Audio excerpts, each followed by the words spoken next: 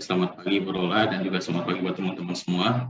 Kami dari kelompok 6 akan menyampaikan materi tentang guiding behavior ataupun mengatur perilaku.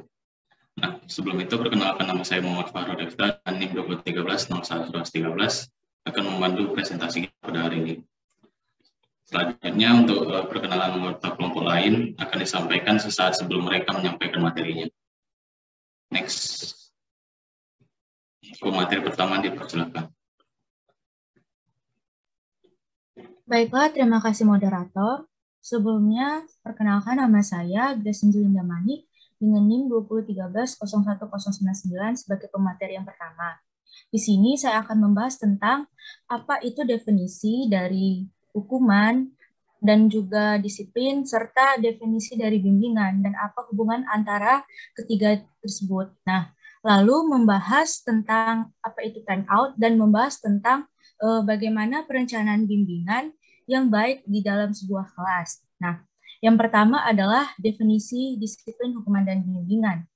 Disiplin dan hukuman ini merupakan sesuatu yang berbeda, akan tetapi sering sekali orang-orang pada umumnya itu, bahkan guru pun menggunakan kata disiplin ketika mereka itu memiliki maksud bahwa hukuman itu dirancang dan dibuat untuk menegakkan kepatuhan kepada mereka yang memiliki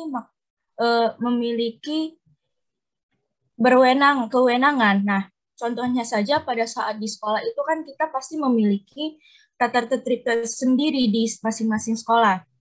Nah, tata tertib sekolah ini itu kan harus dilaksanakan ataupun wajib dilaksanakan. Tata tertib inilah yang dirancang untuk membuat anak-anak agar memiliki sikap disiplin ataupun taat kepada aturan.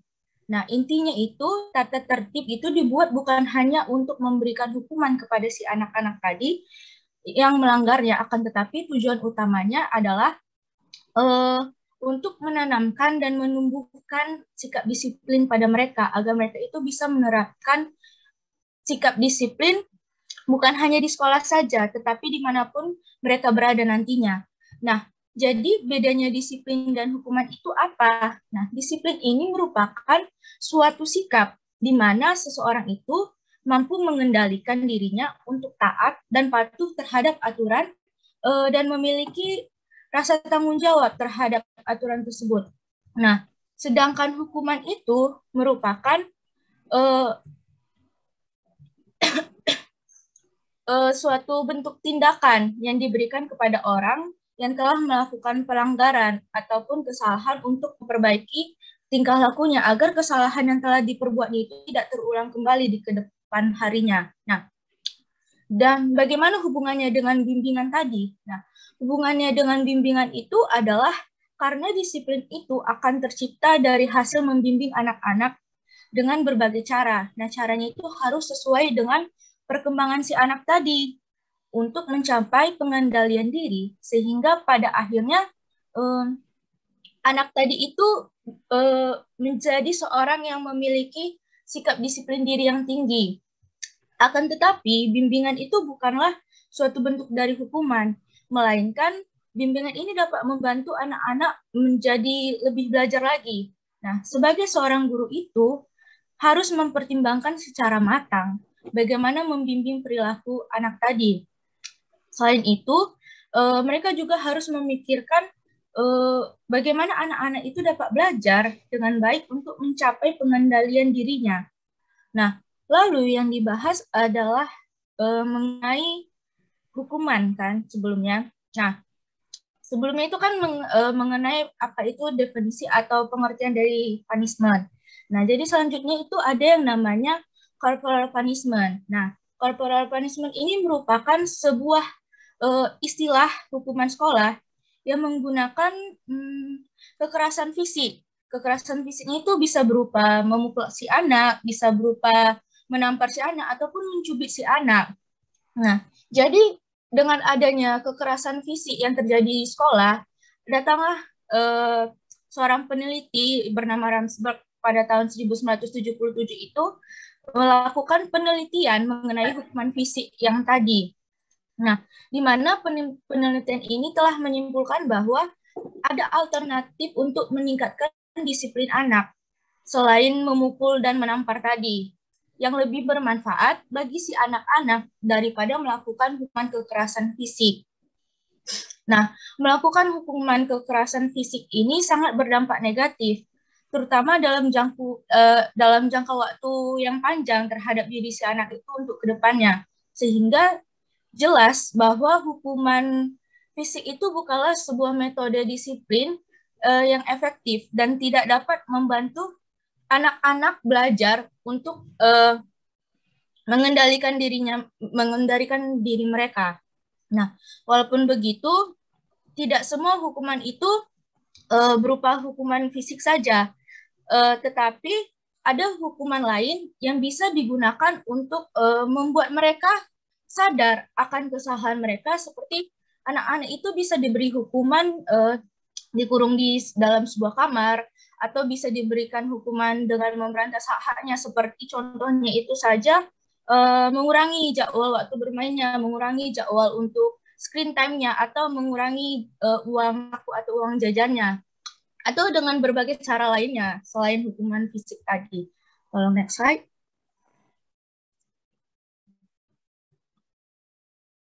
Nah, selanjutnya yang dibahas adalah mengenai time out. Nah, salah satu jenis hukuman yang diberikan kepada anak PAUD oleh gurunya itu adalah untuk mengontrol perilaku anak, adalah menggunakan metode yang namanya time out. Nah, apa itu time out? Sebenarnya kita sudah sering melihat apa itu time out, hukuman time out tersendiri, tapi kita itu nggak tahu itu namanya itu adalah time out. Jadi ini merupakan sebuah metode untuk mendisiplinkan si anak dengan cara memindahkan anak tadi itu ke dalam sebuah tempat ketika anak melakukan kesalahan. Tujuan ini adalah memberikan efek jerah kepada anak tadi. Nah, di mana time out ini merupakan, maksudnya tidak terlibat atau tidak melibatkan hukuman kekerasan fisik. Nah, saat pindah ke suatu tempat tersebut, itu anak itu dapat memberikan konsekuensi tidak berbicara dengan siapapun dan tidak akan ada yang memperhatikannya. Contohnya saja, secara mudah mempraktikkan time out itu kita bisa menyuruh si anak itu berdiri di sudut ruangan, atau bisa menyuruhnya itu untuk duduk di suatu kursi. Nah, akan tetapi saat dia duduk di suatu kursi itu, dia itu harus menghadap ke tembok ataupun menghadap ke dinding. Nah, melalui metode ini, anak itu akan merasakan apa itu artinya bosan dengan sendirinya. Dan karena dia itu harus terus berdiam diri tanpa ada orang yang mengajaknya berbicara dan tidak ada mendapatkan perhatian sedikit pun. Nah, rasa bosan yang dirasakan anak itu tadi bisa menimbulkan efek jerah kepada anak, sehingga ia itu tidak lagi mengulangi kesalahannya. Nah, tujuan time out ini bukanlah memberikan ataupun menyiksa anak dengan mengurungnya di suatu tempat, tetapi tujuan utamanya itu adalah melatih si anak tadi untuk bisa belajar memikirkan kesalahan apa yang sudah diperbuatnya, untuk menenangkan dirinya sekaligus untuk melepaskan kemarahan ataupun kekesalannya terhadap yang dilakukan sebelumnya. Nah, akan tetapi di banyak ruang kelas itu time out ini telah merupakan hukuman yang digunakan secara berlebihan untuk mendapatkan kepatuhan dan telah begitu sering disalahgunakan, sehingga metode ini menjadi sangat diremehkan, walaupun banyak pendidikan ataupun ahli pendidikan anak usia dini yang telah mengkritik penggunaan metode time out ini sebagai strategi disiplin. Tetapi walaupun begitu, metode ini masih sering digunakan sampai saat ini. Tolong next slide.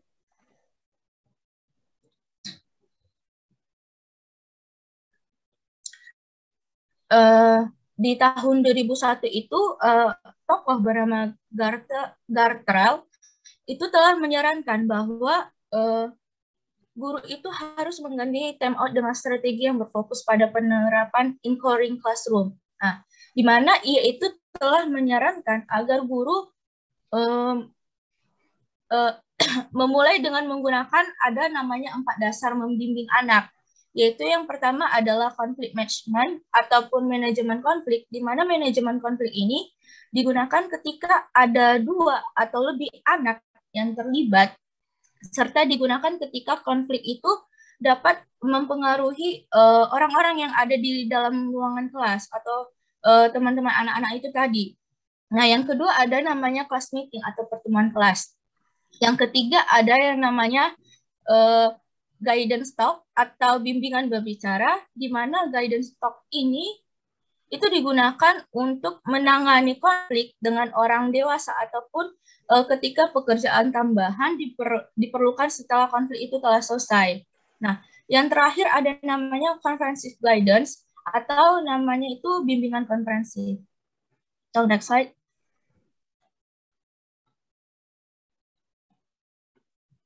Nah, tadi kan ada disinggung sedikit tentang comprehensive guidance. Nah, jadi ada 5 langkah untuk menyediakan bimbingan komprehensif, yaitu yang pertama adalah cool down. Nah, cool down ini dalam kata lain itu kita harus tetap bersikap tenang. Nah, langkah pertama ini merupakan langkah di mana seorang guru dan juga semua anak itu terlibat meluangkan waktu mereka untuk beberapa saat atau untuk beberapa menit untuk menenangkan diri sebagai persiapan mereka untuk saling berbicara. Nah, yang kedua itu ada namanya identify the problem atau mengidentifikasi apa masalahnya. Langkah di sini adalah anak-anak itu harus menyetujui apa masalahnya atau apa akar dari masalahnya.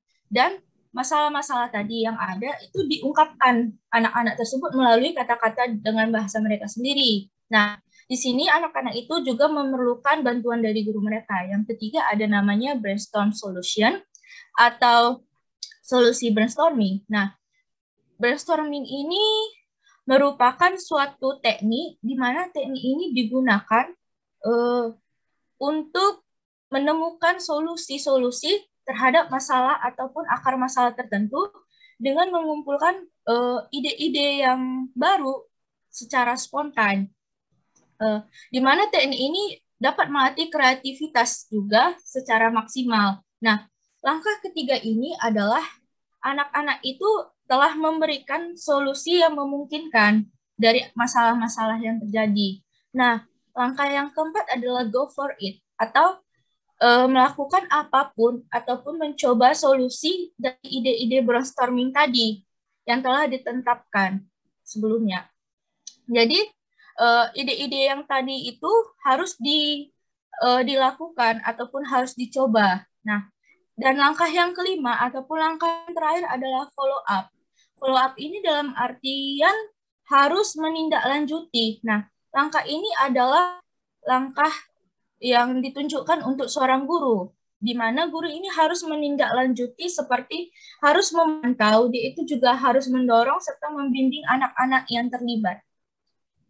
Nah, dengan melakukan bimbingan ini sangatlah penting dalam membantu anak-anak itu supaya anak-anak tadi itu dapat belajar bagaimana si anak itu ketika dihadapi sebuah konflik, dia itu bisa menangani konflik itu sendiri. Nah, anak-anak itu juga harus diajari apa yang harus dilakukan ketika menghadapi konflik, apa yang harus dilakukan ketika ada yang menghukum mereka, dan lain sebagainya.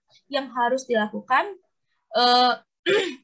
berguna itu dan juga akan berdampak positif untuk diri mereka sendiri. Nah, hukuman itu dapat menghentikan suatu perilaku untuk sementara, akan tetapi itu dapat mengurangi inisiatif si anak jika mereka itu tidak mengetahui perilaku apa saja yang membuat mereka mendapatkan hukuman atau tidak mendapatkan hukuman, sehingga dapat mengakibatkan anak itu dapat menghindari situasi-situasi baru untuk menghindari hukuman tadi. Nah, dengan memberikan bimbingan tersebut, jadi anak itu dapat membantu si anak-anak tadi itu untuk belajar untuk bekerja sama, belajar untuk mempelajari keterampilan secara bertahap yang dipergunakan atau yang diperlukan untuk mengambil tanggung jawab atas perilaku mereka sendiri. Next slide.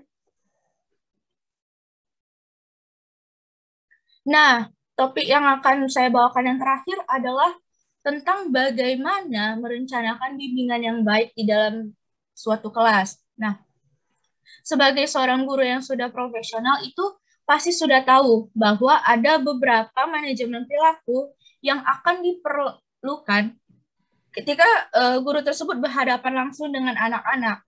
Nah, ketika membuat keputusan disiplin itu, guru itu harus mempertimbangkan efek apa yang akan terjadi di kemudian hari, efek apa yang akan berdampak kepada anak tersebut di masa depan si anak tadi. Nah, selain itu guru juga harus bisa memikirkan bagaimana sih situasi-situasi disiplin sebagai kesempatan untuk mengajar dan juga bagaimana kesempatan untuk membantu anak-anak tersebut bisa belajar.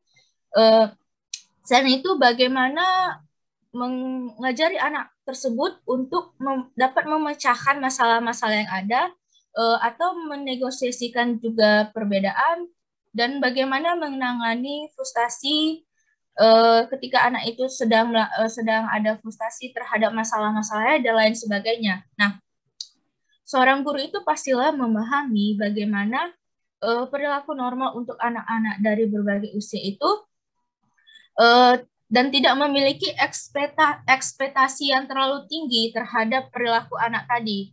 Contohnya saja, ketika anak-anak itu masih sangat kecil, mungkin anak tadi itu bisa tiba-tiba tantrum di tempat umum, atau mungkin anak-anak tadi itu bisa marah-marah di tempat umum, atau misalnya dia bisa ngamuk-ngamuk di tempat umum. Nah, selain itu, contoh yang lain adalah ketika anak yang berusia 4 tahun, mungkin itu mereka bisa berbicara di luar ekspektasi, seperti dia itu keceplosan untuk berbicara kasar, untuk cakap kotor, dan lain sebagainya kepada temannya, atau bahkan kepada gurunya. Nah, dan contoh yang lain itu adalah anak berusia yang masih 8 tahun, itu bisa saja bergeng-geng atau membuat kelompok untuk membuli, untuk berkelahi, atau mengeroyok teman sebayanya yang lebih lemah dari mereka. Nah, jadi dengan masalah-masalah yang ada tadi itu, disinilah peran bimbingan seorang guru untuk membuat keputusan tentang perilaku individu dan juga kelompok yang tadi. Nah, di mana tujuan dari semua pengambilan keputusan itu adalah untuk merencanakan dengan hati-hati, terlebih untuk mencegah kemungkinan banyaknya masalah. Nah, jadi intinya itu tidak ada satu orang guru pun yang akan mengabaikan ataupun membiarkan perilaku anak yang buruk tadi ataupun perilaku anak yang tidak pantas tadi. Nah, pastilah seorang guru yang baik itu akan mengajarkan dan memberikan contoh-contoh yang teladan yang positif kepada anak-anaknya atau kepada murid-muridnya. Nah, dengan begitu berakhirlah presentasi dari saya. Presentasi selanjutnya itu akan dilanjutkan oleh rekan saya. Terima kasih. Baiklah, perkenalkan nama saya Gabriela Lubis dengan NIM 20097 akan mengajukan presentasi. Nah, jadi selanjutnya kita akan membahas mengenai preventing behavior problems. Nah, jadi guru ini perlu memeriksa program atau kegiatan yang disajikan bagi anak-anak. Nah, jadi ada kalanya anak-anak itu bisa berperilaku menantang. Ya, perilaku menantang di sini tuh maksudnya ketika anak-anak mereka sedang berada dalam kondisi yang bosan, mereka berkeliaran di kelas, terus mereka mencubit teman-teman di sekelilingnya, dan lain sebagainya.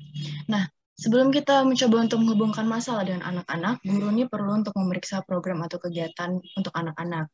Misalnya dari segi materi yang akan disajikan, pengaturan ruangan, rutinitas kelas, jadwal harian, dan semua faktor ini akan diperiksa yang mana yang lebih cocok untuk diterapkan kepada anak-anak atau pada kelas.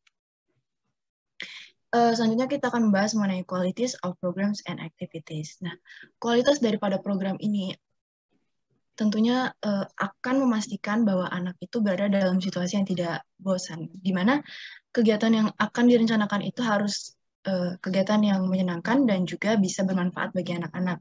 Nah, misalnya nih, ketika anak-anak itu merasa bosan dan dia tidak senang dengan kegiatan pembelajaran yang akan dibawakan guru, mereka akan melakukan hal-hal menantang tadi, seperti mereka berkeliaran, mereka tidak bisa duduk dengan tenang, mereka tidak tertib, bahkan mereka mengganggu teman-temannya dengan mencubit, memukul, dan lain sebagainya gitu. Nah, jadi kalau kita sebagai orang dewasa, kalau saat kita berada dalam kondisi yang bosan, tentunya kita bisa mengalokasikan rasa bosan itu dengan misalnya menonton film, jalan-jalan, dan lain sebagainya. Kalau misalnya anak-anak ini kan mereka masih dalam energi yang sangat aktif, berada dalam golden age juga, di mana mereka itu nggak bisa melakukan alok tadi. Nah, jadi slide selanjutnya. Nah, ada saran dari beberapa peneliti, yaitu ada Loomis and Wagner pada tahun 2005. Nah, jadi sarannya itu adalah pertama itu guru harus menentukan dulu nih tujuan dari kegiatan. Tujuan dari kegiatannya ini seperti yang sudah saya sebutkan sebelumnya, apakah bermanfaat bagi anak-anak, apakah menyenangkan atau tidak. Dan yang kedua itu adalah butuh waktu berapa lama. Untuk bisa merealisasikan kegiatan tersebut, berapa sih waktu yang dibutuhkan oleh guru, dan juga berapa estimasi yang akan dilaksanakan juga ketika sudah direalisasikan. Nah, yang selanjutnya yang penting juga adalah bagaimana anak itu terlibat. Nah, jadi ketika kita sudah membuat kegiatan dan juga menentukan berapa lama waktu yang akan dilakukan, tentu penting untuk bisa menyertakan anak, karena kan ini untuk anaknya ya. Jadi ketika anak-anak itu nanti kita berikan kegiatan, mereka juga bisa nih menyertakan idenya dan juga menunjukkan minat mereka. Nah, yang selanjutnya sangat penting bagi setiap anak untuk duduk. Nah, tadi permasalahan kita itu adalah anak-anak yang menantang, yang melakukan kegiatan yang tidak tertib, dan juga bisa mengganggu teman di sekelilingnya. Nah, jadi sangat penting sekali untuk anak itu tetap tertib, berada dalam kondisi yang duduk, dan siap untuk mengikuti kegiatan. Nah, ada juga beberapa hal yang harus dipertimbangkan guru. Misalnya, jika hari itu adalah hari yang buruk, misalnya anak-anak itu belum makan, mereka dalam kondisi yang lapar, bahkan bosan itu sendiri. Nah, ketika anak-anak itu lapar, biasanya kan mereka itu tantrum, jadi mereka melakukan aktivitas-aktivitas yang bisa mengganggu dan menghambat jalannya kegiatan di sekolah. Dan yang selanjutnya, yang terakhir itu adalah bagaimana mereka akan merespon ketika ada tampilan perilaku yang tidak pantas. Nah, di sini tuh maksudnya adalah misalnya ketika anak-anak itu berebut mainan. Gimana sih kita mengkondisikan mereka supaya mereka itu bisa tertib, dan bagaimana kita menyikapinya. Dan tentu saat kita menyikapi perilaku ini, kita itu harus sepositif mungkin. Selanjutnya. Nah, selanjutnya kita akan membahas mengenai materials and classroom arrangement. Nah, setelah kita memeriksa program dan juga kegiatan yang sesuai, guru juga perlu nih untuk memeriksa materi dan pengaturan ruangan kelas. Nah, misalnya kan bayangan kita itu di sekolah offline ya, seperti yang gambar yang udah saya tunjukkan. Nah, jadi dalam ruangan kelas itu kan pasti memiliki sudut-sudut yang mana bisa juga diisi oleh anak-anak untuk bermain nih. Misalnya, ketika ada satu permainan, misalnya ada bola besar dan ada 10 orang anak. Nah, satu permainan bola besar dan 10 orang anak itu kan kurang sebanding ya, di mana mereka bisa aja melakukan pertengkaran demi bermain bola tersebut. Nah, guru ini penting sekali untuk bisa mengatur sedemikian rupa bagaimana setiap sisi dari ruangan kelas itu bisa terisi. Nggak cuma di tempat yang ada bola besar itu aja dikumpulkan 10 orang gitu. Nah, jadi yang bisa dilakukan guru itu adalah misalnya dengan meminta anak, menanyakan kepada anak, kamu memang mau main ini atau kamu mau main yang lain? Ini ada permainan lain yang bisa kamu mainkan.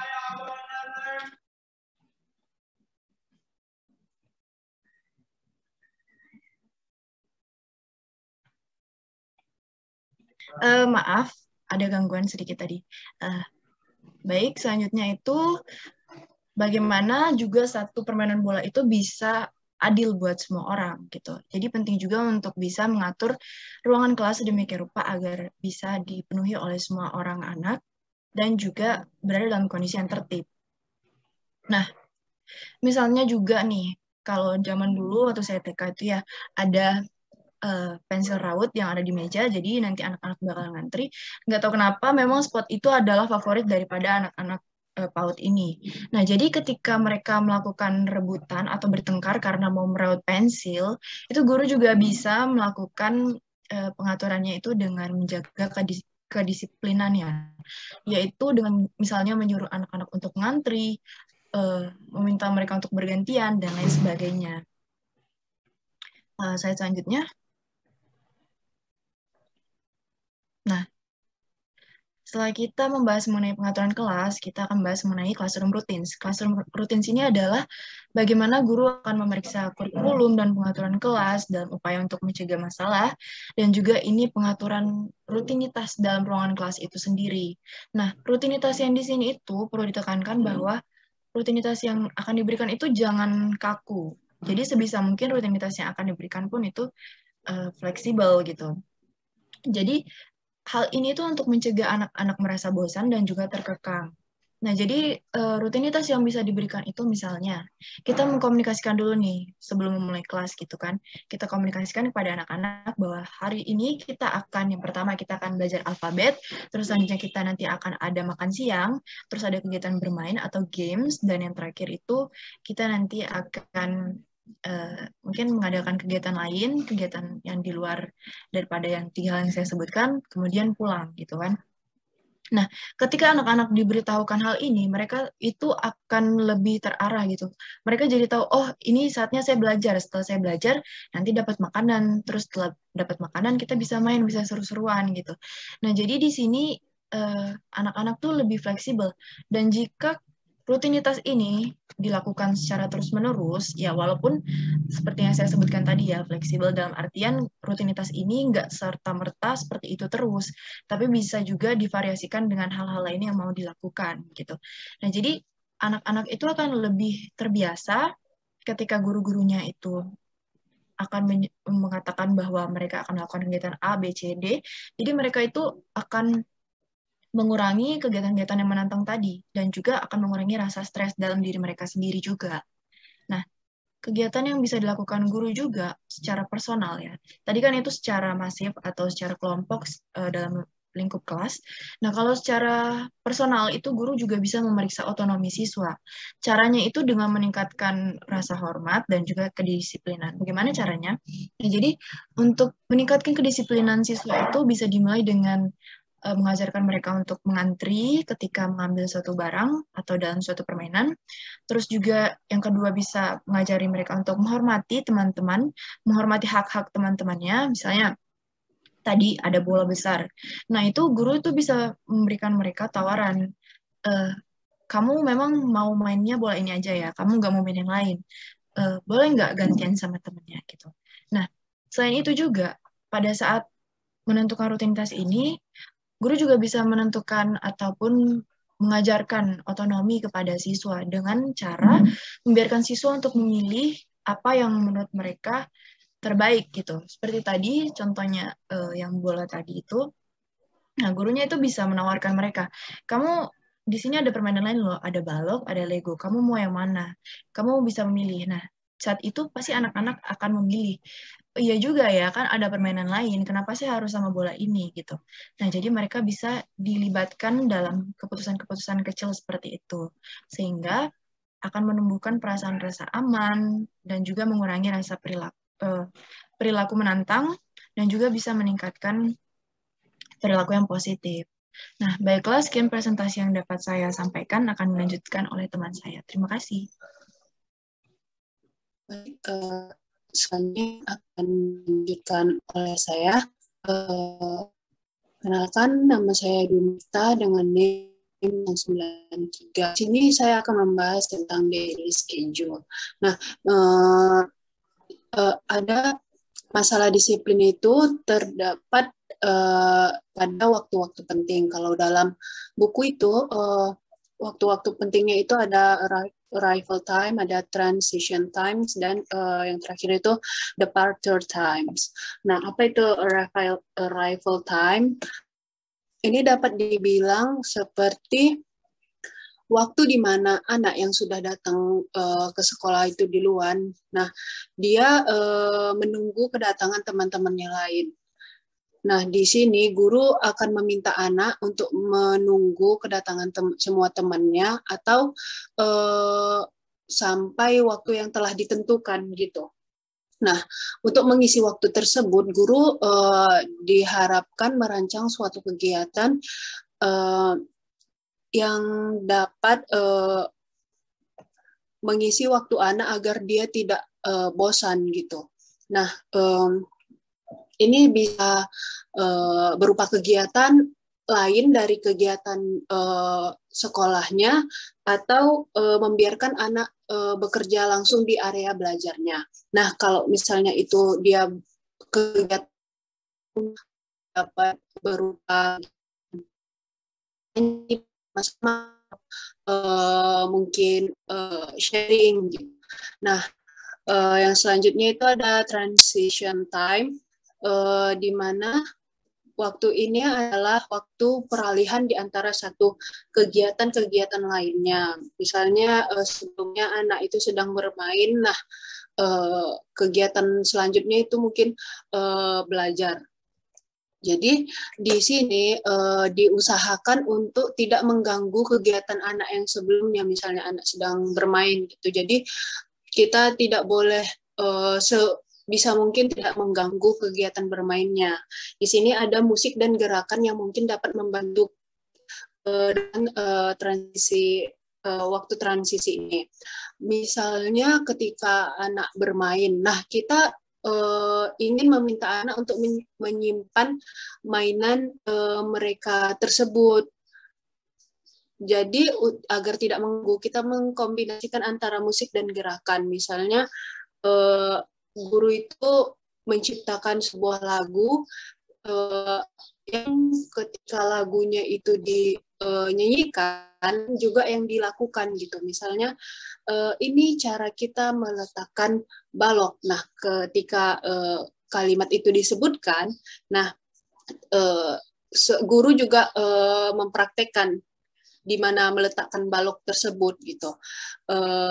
Atau mungkin ketika kita ingin anak membentuk sebuah barisan, kita dapat melakukannya dengan meminta anak untuk menyanyikan lagu Naik Kereta Api gitu. Nah, sembari anak bernyanyi, di situ juga anak membentuk barisan tersebut. Yang selanjutnya itu, untuk anak yang udah lebih besar, mungkin guru dapat memberikan variasinya. Itu seperti memberikan tanggung jawab kepada satu anak untuk memimpin lagu dan gerakan yang tadi itu. Yang selanjutnya itu ada departure times, yaitu waktu untuk guru memberi informasi dan aktivitas di penghujung hari. Nah, di sini guru merancang kegiatan apa yang akan dilakukan di penghujung hari itu dan apa yang akan disampaikan berbentuk kegiatan rutin seperti menghitung bintang yang didapatkan setiap anak ketika dalam sehari itu. Nah, kadang-kadang suatu kegiatan itu cocok untuk satu kelompok besar, tetapi tidak cocok untuk satu orang anak. Di sini guru dapat memberikan pilihan kepada anak tersebut. Guru dapat berkata seperti ini, kamu bisa tetap mengikuti ini jika kamu mau, atau kamu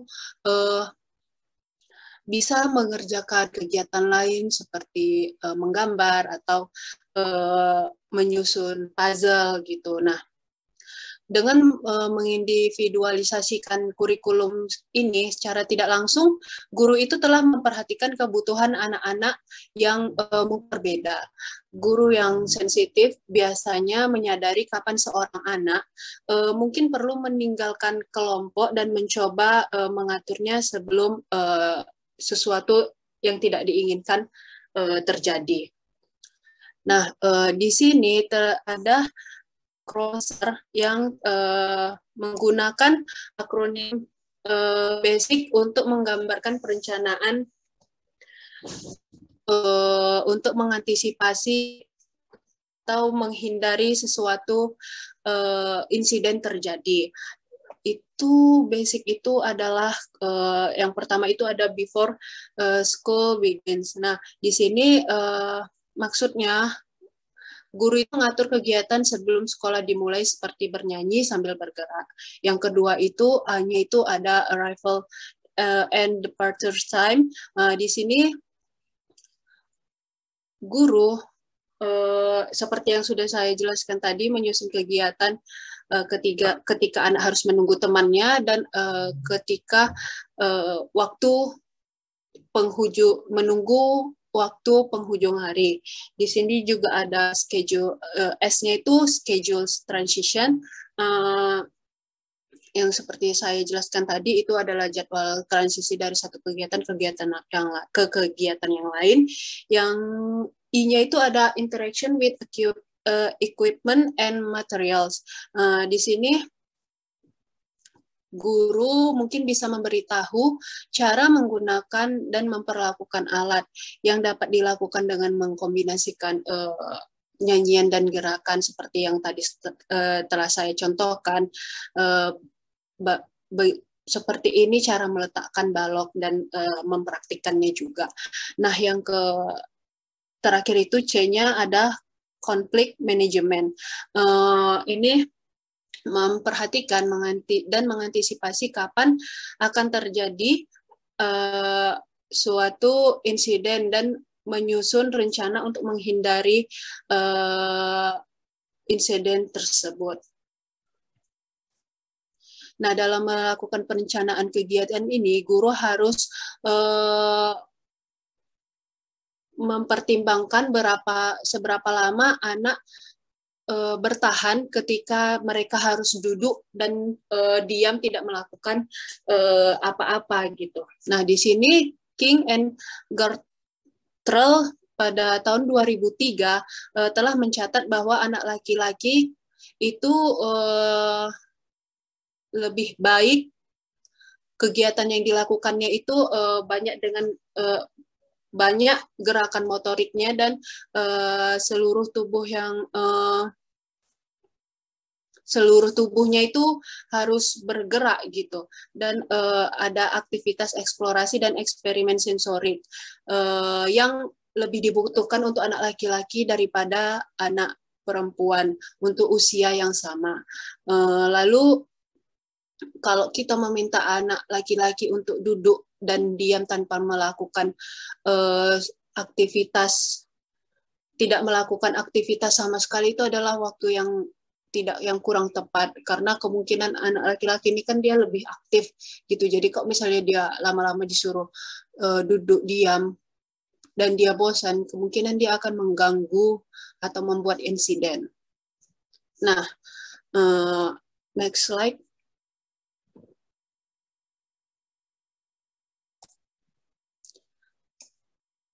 Yang selanjutnya itu ada strategies for guiding behaviors. Yang pertama itu adalah teaching skills and behavior.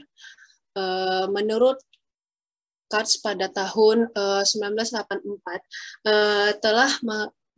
Katz telah mengkategorikan apa yang dapat diajarkan kepada anak sebagai skills, verbal skills, social knowledge, and dispositional learning. Yang pertama itu ada social skills yang mencakup kegiatan. Nah, giliran ini tidak hanya dapat terjadi ketika bermain, tetapi juga dapat terjadi pada situasi. Contohnya di sini ada kegiatan berbahasa. Guru itu meminta anak harus belajar bagaimana membaca isyarat yang diberikan oleh pembicara. Dengan membaca isyarat tersebut atau isyarat yang diberikan itu menentukan kapan anak tersebut dapat mulai berbicara gitu. Nah, mulai dapat mendapatkan gilirannya untuk berbicara. Isyaratnya itu dapat berupa seperti kontak mata atau bahasa tubuh seperti mencondongkan kepala. Nah, kalau dia dalam situasi sosial itu contohnya anak harus bisa membaca kapan anak lain bosan terhadap mainannya. Di sini itu kondisinya ketika anak tersebut itu mau memainkan suatu mainan yang sedang dimainkan oleh temannya. Nah, guru harus menyuruhnya membaca sinyal kapan anak tersebut bosan, dan guru juga mengajari bagaimana cara bernegosiasi, seperti saya akan meminjamkan kamu permainan yang sedang saya pegang ini jika kamu juga memberikan mainan truk yang sedang kamu mainkan itu. Nah, anak-anak juga perlu diberikan keterampilan untuk mengatasi, karena mengatasi ini maksudnya karena tidak setiap keinginan anak itu dapat terpenuhi. Jadi guru mungkin dapat berkata, mungkin kamu bisa bermain truknya besok, untuk saat ini mungkin kamu bisa bermain dengan mainan yang lain. Nah, dengan mengajarkan anak-anak untuk mengatasi, telah memberikan mereka keterampilan hidup yang berharga. Yang selanjutnya itu ada verbal skills, seperti membuat pernyataan tegas. Contohnya itu ketika mainan anak dirampas secara paksa dengan temannya. Nah, guru dapat mengajarkan dia verbal skills dengan membuat pernyataan tegas seperti, saya kan belum selesai memainkan mainan itu, tolong kembalikan dong mainan saya. Nah, dengan memberikan keterampilan untuk membuat pernyataan tegas ini sangat membantu itu baik membuat pernyataan tegas daripada dia melakukan kegiatan yang agresif seperti memukul dan sebagainya. Nah, selanjutnya itu ada social knowledge. Ini mencakup kemampuan untuk menempatkan insiden ke dalam perspektif dan pemahaman awal mengenai keadilan. Nah, misalnya ada anak X yang ingin memukul anak Y. Guru dapat bertindak dan berkata kepada anak X ini, kamu tidak boleh memukul dia, karena jika kamu akan dipukul anak lain, saya akan melakukan hal yang sama. Saya akan melarang anak yang lain itu untuk tidak memukul kamu. Nah, di sini guru telah mengajarkan keadilan, bahwa guru tidak hanya membela satu anak, tetapi ketika anak itu juga akan dipukul oleh anak yang lain, guru juga akan membela dia gitu. Nah, yang selanjutnya itu ada dispositional learning, yang mencakup belajar untuk berempati, mencoba berbagai teknik, dan menghindari disposisi negatif. Nah, di sini kalau untuk belajar berempati itu mungkin dapat mudah diterapkan dengan modeling dan diskusi. Contohnya ketika ada seorang anak yang jatuh, guru dapat memberi contoh langsung ketika anak jatuh. Guru dapat mempraktikkan apa yang harus dilakukan ketika melihat seorang temannya yang jatuh gitu.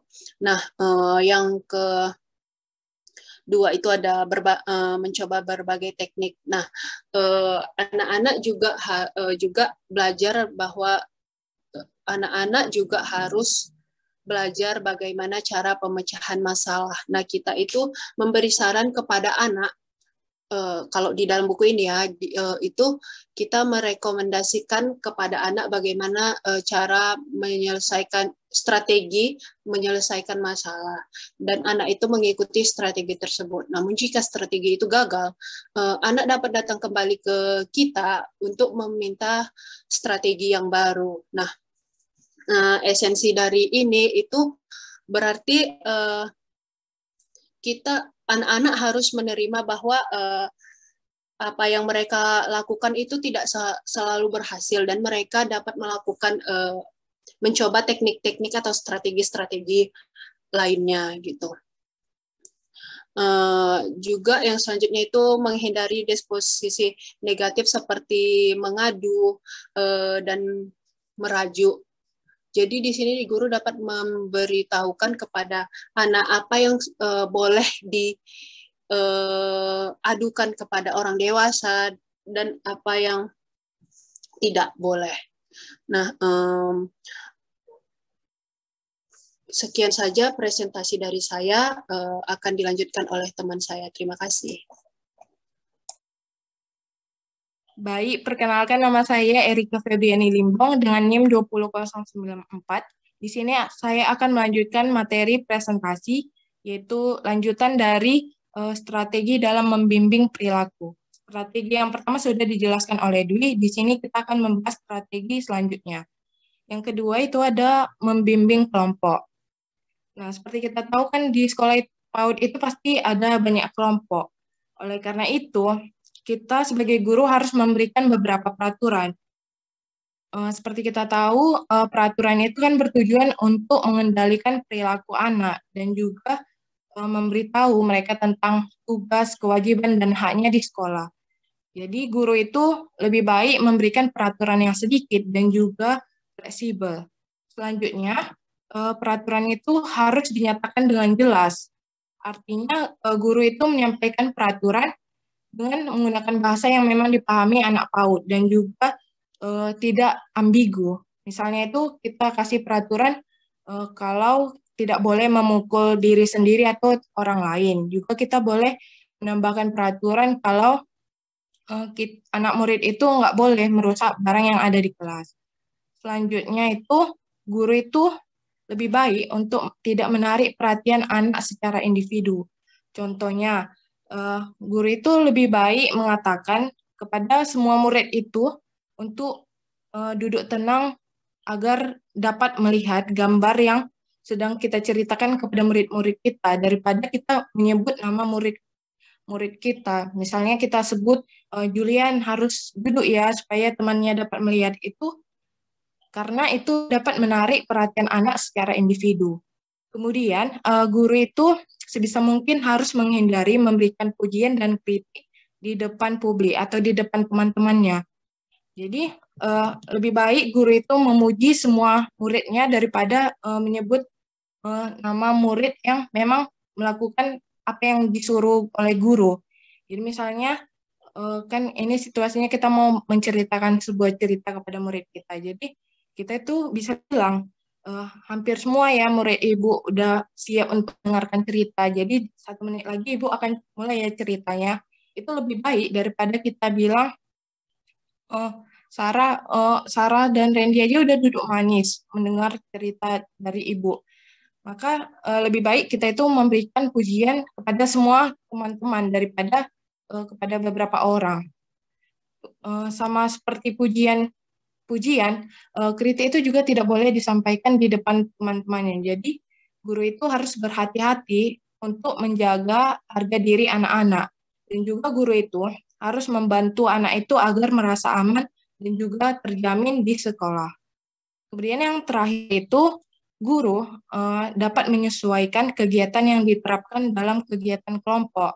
Nah, biasanya kan kalau ada kegiatan di sekolah yang durasinya itu lama dan juga tidak sesuai dengan keinginan muridnya, pasti akan muncul masalah perilaku. Misalnya ada yang menarik rambut temannya, ada yang nggak mau mendengarkan guru, dan sebagainya. Maka guru dapat mengganti kegiatan tersebut dan juga memilih kegiatan mana yang cocok dengan pengajarannya, daripada dia habiskan waktu untuk marah dan juga frustasi karena melihat perilaku buruk dari anak muridnya.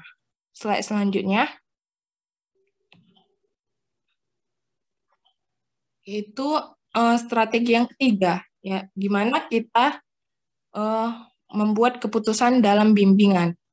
Nah, biasanya kan guru tidak hanya menghadapi perilaku yang baik dari muridnya, pasti dia juga akan menemukan perilaku yang buruk, di mana itu guru harus membuat keputusan bagaimana dan apa yang akan mereka lakukan dalam menghadapi perilaku buruk tersebut. Misalnya, apakah guru akan meresponnya, bagaimana cara meresponnya, dan bagaimana mengevaluasi pertumbuhan anak-anak yang terlibat. Jadi ada beberapa bagian yang memberikan strategi membantu kita untuk membuat jenis keputusan dalam menghadapi perilaku buruk yang disebabkan oleh siswa kita. Yang pertama itu ada strategi untuk mempertimbangkan situasi. Jadi ada beberapa situasi di mana respon yang efektif itu adalah dengan tidak memberikan tanggapan sama sekali kepada perilaku buruk dari murid kita.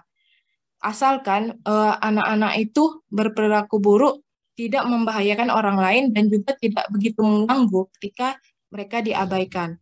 Misalnya, ketika kita ingin menceritakan sebuah cerita, terus ada murid-murid kita, misalnya Maria, tetap berdiri, padahal kita udah suruh teman-temannya untuk duduk, dan kalau kita udah siap untuk bercerita, kita juga udah melakukan kontak mata kepada Maria, tapi dia tetap saja berdiri. Maka hal yang dapat kita lakukan itu adalah mengabaikannya, dan seolah-olah kita menganggap Maria udah duduk dengan tenang. Oh, nanti si Maria pasti akan duduk kalau dia sudah capek berdiri. Atau kalau misalnya si Maria tetap tidak mau mendengarkan perintah dari guru, maka hal yang dapat kita lakukan itu adalah menarik Maria atau mengajak Maria ke tempat lain, terus kita tanya alasan Maria kenapa dia berperilaku menentang. Guru yang efektif itu tahu kapan dia harus mengabaikan perilaku dan kapan dia harus menghadapinya. Jadi nggak ada aturan yang menentukan perilaku apa saja yang harus diabaikan dan kapan waktunya. Jadi guru itu harus bersikap profesional dalam mempertimbangkan situasi. Yang kedua itu ada strategi dalam membuat pilihan untuk menanggapi perilaku buruk dari muridnya. Jadi, ketika guru memutuskan untuk menanggapi perilaku seorang anak, dia itu juga harus memutuskan bagaimana caranya. Jadi, di buku itu ada 5 aturan tertentu yang harus diikuti. Yang pertama itu ada tanggapan yang harus diberikan bersifat pribadi. Jadi, kalau misal kita lihat ada anak murid kita mukul orang lain, temannya, anak murid itu harus segera ditahan, terus kita pisahkan dan kita tangani secara pribadi. Kita tanya alasan dia mengapa memukul dan juga kita berikan nasihat. Yang kedua itu tanggapan yang diberikan harus sesuai dengan perkembangan usia anak. Nah, biasanya kan anak PAUD usianya 5 tahunan. Maka tanggapan yang diberikan dengan sesuai dengan perkembangan usia 5 tahun itu adalah dengan menarik perasaan empati anak. Jadi misalnya kan dia memukul temannya, terus kita tanya kepada anak yang memukul ini, coba bayangkan kalau kamu dipukul oleh dia, sakit enggak? Terus si anak ini mungkin bilang sakit, Bu. Terus disitulah kita sudah berhasil menarik perasaan empati dari anak tersebut. Yang ketiga adalah tanggapan yang diberikan itu harus ditujukan untuk membantu anak meningkatkan kontrol atas dirinya. Nah, dalam situasi yang tadi, jadi kan kita bilang kepada anak murid kita itu, jadi jangan lagi ya mukul orang, pasti kalau dipukul kan sakit. Di situ kita itu sudah membantu anak supaya meningkatkan kontrol atas dirinya supaya tidak memukul orang lain lagi. Yang keempat, tanggapan yang diberikan itu harus menunjukkan kepedulian terhadap anak, tetapi juga tegas untuk menolak perilaku buruk dari si anak.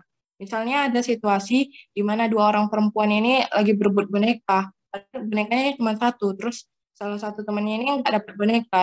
Akhirnya dia ngeludahin temannya ini. Kita yang melihat situasi tersebut, kita panggil anak murid yang nggak dapat boneka. Kita bilang samanya, Ibu minta maaf, bonekanya cuma 1, tapi meskipun begitu, kamu itu nggak boleh meludahi temanmu. Kamu hanya boleh meludah di wastafel. Kemudian yang kelima itu adalah tanggapan yang diberikan harus melibatkan sebanyak mungkin pengetahuan tentang si anak. Jadi misalnya Feby punya keluarga yang baru saja stres karena masalah keuangan. Terus kita lihat si Feby ini berperilaku tidak seperti biasanya di sekolah. Misalnya dia pengen ngelempar pasir ke temannya. Terus kita panggil si Feby ini, terus kita tanyain kenapa dia mau melempar pasir ke temannya. Terus di situ kita memang udah tahu tentang kondisi keluarga si Feby lagi bagaimana. Jadi kita ajak si Feby untuk berbicara, menceritakan bagaimana perasaannya. Kemudian strategi yang ketiga itu adalah contoh dari respon yang positif. Jadi di buku ada beberapa skenario yang ditunjukkan serta responnya yang efektif dalam menangani masalah tersebut. Jadi contoh yang pertama itu ketika kita ingin membicarakan, menceritakan sebuah cerita kepada anak murid kita, terus kita itu lihat ada beberapa yang nggak suka sama cerita itu, terus anak ini nutup kupingnya, jadi kan teman-temannya melihat, akhirnya teman-temannya ikut-ikutan untuk nutup kuping. Jadi hal yang dapat kita lakukan itu yaitu yang pertama kita bisa mengabaikan perilakunya. Jadi kita mengabaikannya, terus kita melakukan pengeditan cerita supaya ceritanya itu lebih menarik dan juga lebih cepat selesai. Atau cara yang kedua, kalau misalnya dia tetap membangkang, kita itu bisa berhenti bercerita. Terus kita bilang sama anak murid kita semuanya, Ibu tahu kalau kalian ada yang nggak suka cerita ini, tapi kan kita bisa membaca cerita yang kalian suka itu besok hari. Jadi Ibu harus selesaikan membaca buku yang teman-teman kalian sukai hari ini juga. Jadi kita suruh murid-murid kita itu yang nggak suka ceritanya untuk tetap menunggu dengan tenang. Kemudian contoh lain itu kalau kita misal melihat ada anak murid lain menggigit anak lain, terus kita bisa tahan anak itu supaya nggak menggigit temannya lagi. Kemudian kita bisa berkata, kamu itu nggak boleh menggigit Feby. Kamu kan tahu kalau gigitan itu menyakitkan, dan juga tidak ada peraturan kalau kita itu nggak boleh menyakiti orang lain. Dan strategi yang terakhir itu adalah strategi untuk mengevaluasi pertumbuhan. Nah, biasanya guru itu kan punya catatan anekdot, di mana catatan anekdot itu berisi dokumentasi tentang perilaku anak dari waktu ke waktu. Jadi ketika guru menemui anak muridnya ini berperilaku buruk, guru itu bisa menanggapi perilaku buruknya dengan melakukan evaluasi terhadap pertumbuhan si anak. Jadi caranya itu kita bisa dengan melihat catatan anekdot yang sudah disimpan oleh gurunya. Demikian materi yang saya sampaikan. Materi selanjutnya akan dibawakan oleh rekan saya. Terima kasih.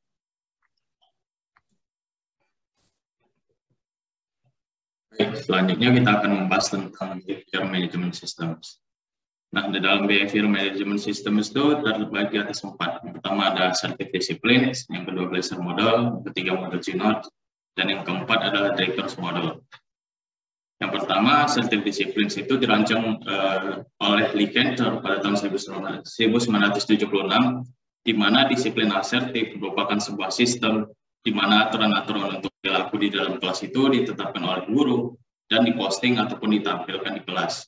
Biasanya diposting ataupun ditampilkan di kelas itu kepada area-area yang anak-anak itu bisa menjangkau dengan lebih, seperti di belakang pintu ataupun di sisi sudut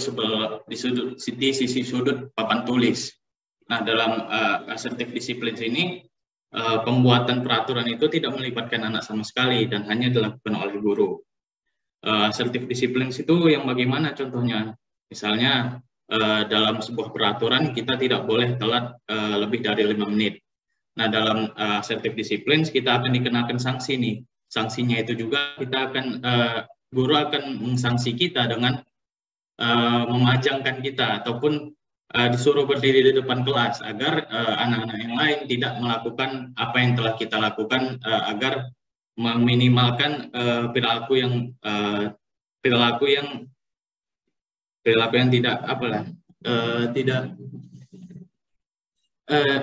yang buruk lah gitu ya.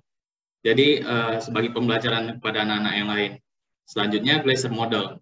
Glaser model sendiri itu didasarkan pada penyediaan pilihan yang baik untuk anak-anak dan juga penanganan gangguan yang terjadi dengan cara yang tenang dan juga logis. Beberapa kebutuhan penting yang diidentifikasi oleh Glaser itu adalah kebutuhan untuk memiliki, kebutuhan untuk bebas, dan kebutuhan untuk senang-senang.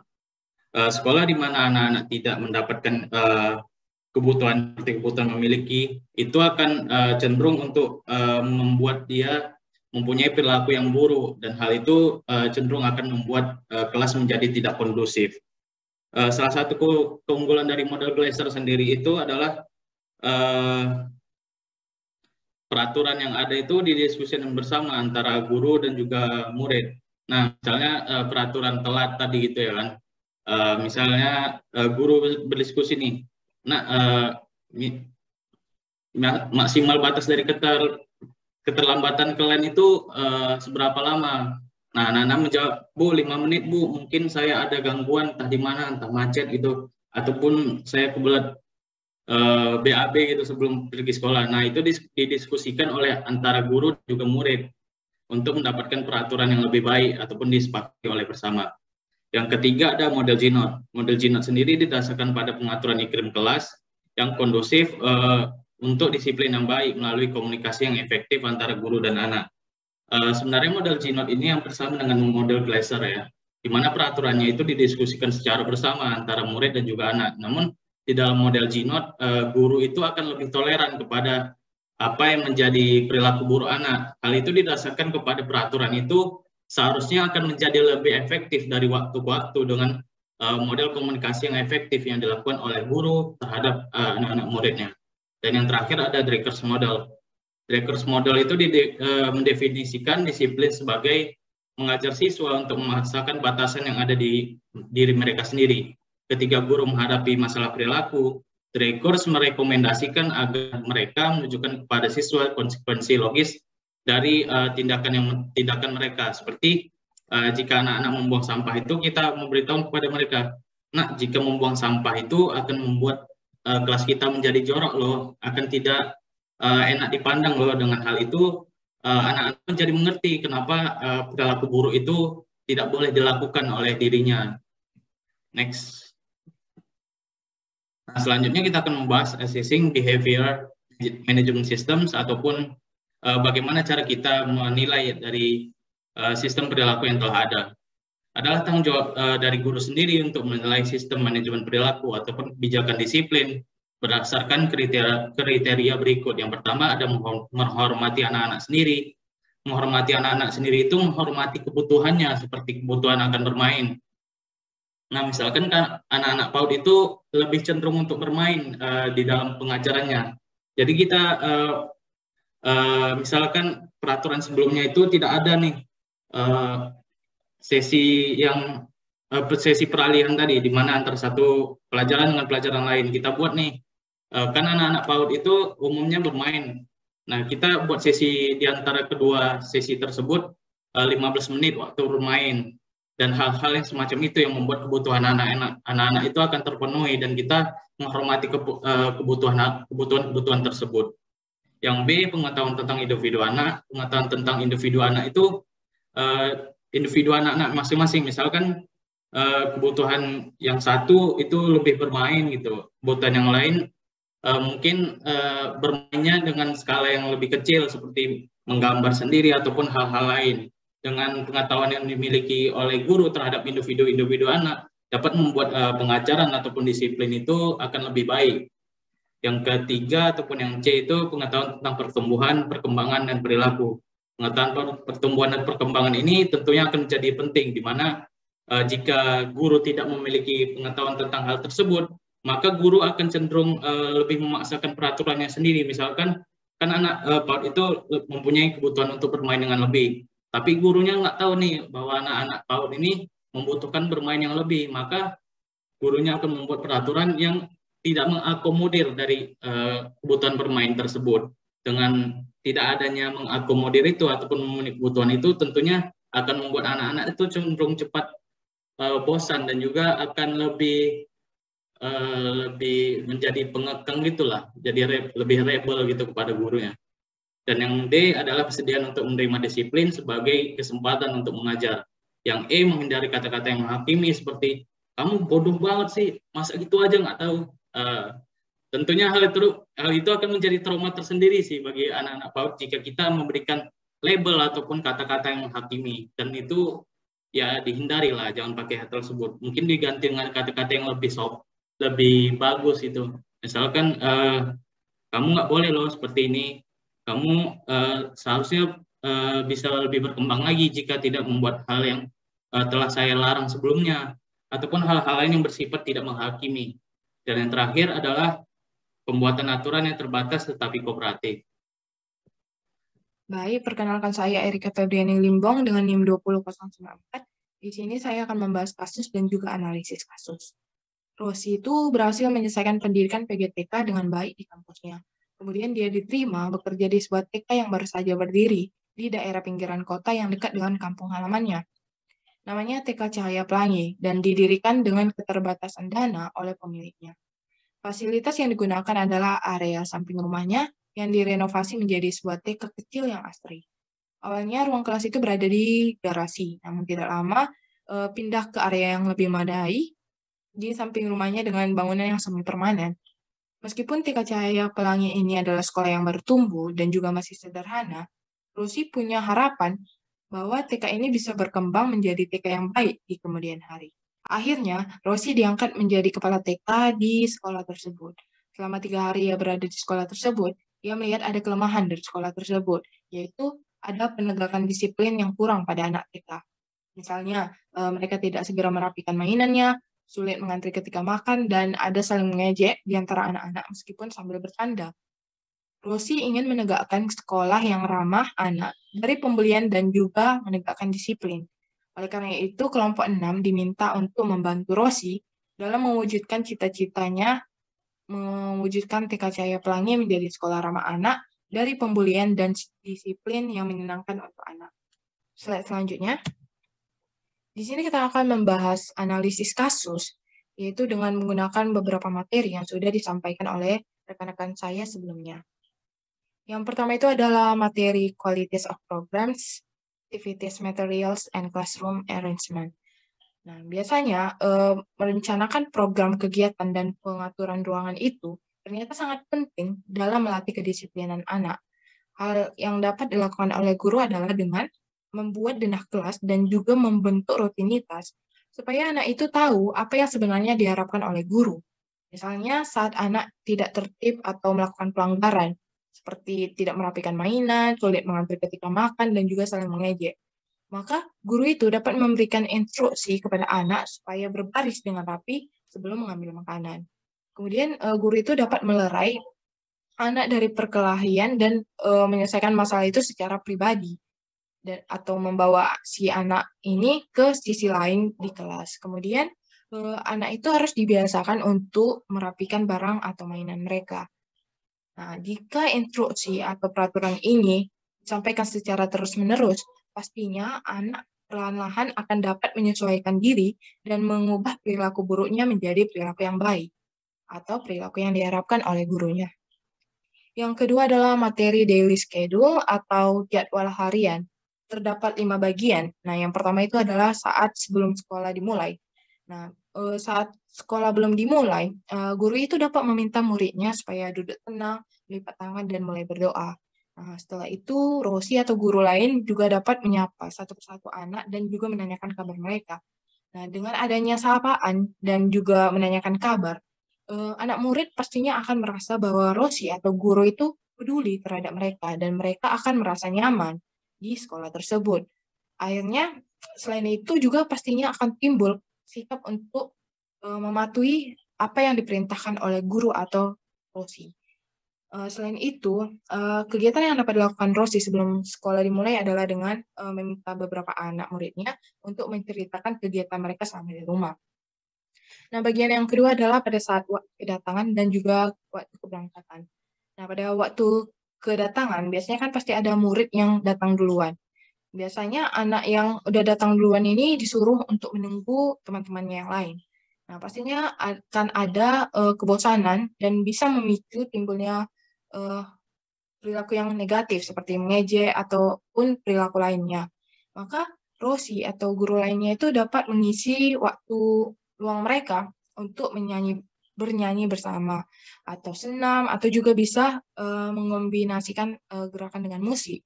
Nah, Rosi ini bisa meminta semua anak muridnya yang udah datang tadi untuk keluar kelas, kemudian bernyanyi lagu Naik Kereta Api sambil menyuruh mereka membentuk barisan, atau juga bisa mereka diminta bernyanyi kepala pundak lutut kaki, sembari mereka itu menunjuk bagian tubuh mereka ya sesuai dengan apa yang dinyanyikan mereka. Nah, setelah semua muridnya sudah datang, maka guru dapat meminta murid itu untuk berbaris dengan rapi untuk memasuki kelas. Kemudian pada waktu keberangkatan atau yang bisa disebut dengan waktu untuk menjelang pulang, Rosi atau guru lainnya itu dapat menyampaikan apa saja yang perlu dilakukan oleh anak dalam meningkatkan kedisiplinan mereka. Misalnya, anak itu diminta untuk membantu orang tuanya sepulang sekolah, seperti menyiram bunga, atau menyapu halaman, dan sebagainya. Jadi besok harinya itu, Rosi atau guru bisa meminta muridnya ini untuk menceritakan apa saja yang sudah mereka lakukan sepulang sekolah hingga menjelang tidur. Yang ketiga itu adalah jadwal transisi atau jadwal peralihan dari satu kegiatan ke kegiatan yang lain yang tidak menimbulkan gangguan pada anak atau harus diingatkan oleh guru. Nah, misalnya ketika kita ingin beralih dari kegiatan bermain ke kegiatan belajar selanjutnya, maka guru itu harus meminta anak untuk merapikan mainannya terlebih dahulu sebelum kita lanjut ke proses belajar mengajar. Nah, biasanya pada awal-awalnya pasti kan anak senang untuk melakukan perintah tersebut. Namun pasti ada suatu saat mereka akan bosan. Jadi di sini Rosi itu harus merancang sebuah cara yang baru atau bagaimanalah cara yang kreatif untuk meningkatkan semangat anak, yaitu bisa saja dengan mengombinasikan antara nyanyian dengan peragaan. Misalnya Rosi dapat menciptakan nyanyian sendiri seperti ini cara kita menyimpan balok. Kemudian ada gerakannya yaitu gerakan meletakkan balok tersebut. Kemudian ada interaction with equipment and materials, yaitu interaksi dengan peralatan dan bahan, di mana Rosi, sama seperti yang sebelumnya, Rosi ini dapat mencontohkan penggunaan alat dan bahan dengan mengkombinasikan antara musik dan gerakan. Misalnya, lagu yang diciptakannya itu adalah ini cara menggunakan kuas, sambil ditunjukkan gerakan cara menggunakan kuas. Kemudian yang kelima itu ada manajemen konflik. Nah, biasanya waktu yang kosong atau waktu di mana anak hanya duduk diam, itu bisa menimbulkan konflik. Pada waktu tersebut, anak itu bisa saja mengganggu temannya. Oleh karena itu, Rosi atau guru lain itu dapat mengajak anak untuk bernyanyi atau bercerita atau juga bermain untuk mengisi waktu kosong mereka. Kemudian konflik juga bisa timbul saat mengantri makanan. Jadi hal yang dapat dilakukan Rosi adalah mengatur barisan anak-anak dan mereka juga disuruh untuk mengingat siapa aja yang di depannya, siapa yang di belakangnya. Hal ini dilakukan berulang kali sampai nanti ketika mereka sudah disuruh berbaris, mereka udah pandai untuk berbaris tanpa diatur oleh guru lagi. Jadi selain itu anak ini bisa mengingatkan teman-temannya yang lupa barisannya dengan mengatakan, kamu itu di belakangku, kata ibu guru, jadi aku harus di depanmu. Nah, dari hal tersebut, itu kan tentunya tindakan yang positif dari seorang anak. Maka hal yang dapat Rosi atau guru lakukan adalah memberikan bintang sebagai reward kepada anak yang telah mematuhi aturan-aturan yang telah diberikan guru. Materi selanjutnya adalah guiding groups atau membimbing kelompok. Nah, tentunya di sekolah kan kita pasti akan menemukan beberapa kelompok yang terdiri dari beberapa murid. Nah, salah satu strategi penting dalam mengatur perilaku anak itu adalah cara guru membimbing kelompok. Jadi ada beberapa poin terkait strategi yang dapat dilakukan Rosi dalam membimbing kelompok anak-anak di dalam kelas. Nah, yang pertama itu Rosi menetapkan beberapa peraturan di kelas. Misalnya peraturan untuk mengembalikan barang ke tempatnya, mengantri, tidak boleh menyakiti diri sendiri atau orang lain, tidak merusak mainan, dan sebagainya. Kemudian, Rosie menjelaskan peraturan-peraturan yang telah dibuatnya tadi kepada anak-anak dengan bahasa yang mudah dipahami dan detail. Misalnya mencakup alasan dan konsekuensi peraturan tersebut. Kemudian yang ketiga yaitu ketika Rosie menemukan ada anak yang melanggar peraturan, Rosie dan guru lainnya itu dapat menegur anak secara pribadi atau tidak di depan teman-temannya. Hal itu diterapkan supaya Rosie tetap dapat menjaga harga diri anak muridnya. Kemudian materi yang terakhir adalah Dreikurs model. Nah, dalam kasus Rosie ini, penggunaan model Dreikurs menurut kami adalah hal yang tepat.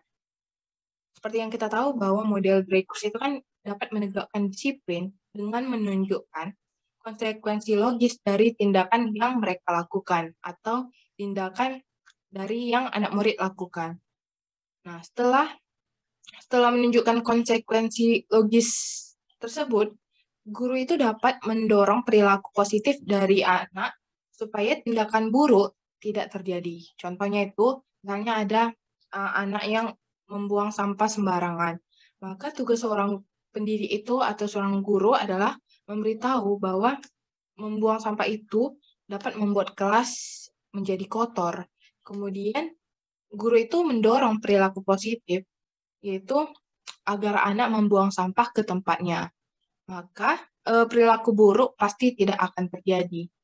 Nah, metode ini sangat dianjurkan untuk dilakukan karena tidak ada konsekuensi negatif yang ditimbulkan, seperti melukai harga diri atau bahkan melabeli anak yang tidak disiplin. Oleh karena itu, menurut kami, model Dreikurs dapat untuk digunakan. Demikian materi dan analisis kasus yang dapat kami sampaikan. Mohon maaf apabila terdapat kekurangan. Kami mengucapkan terima kasih.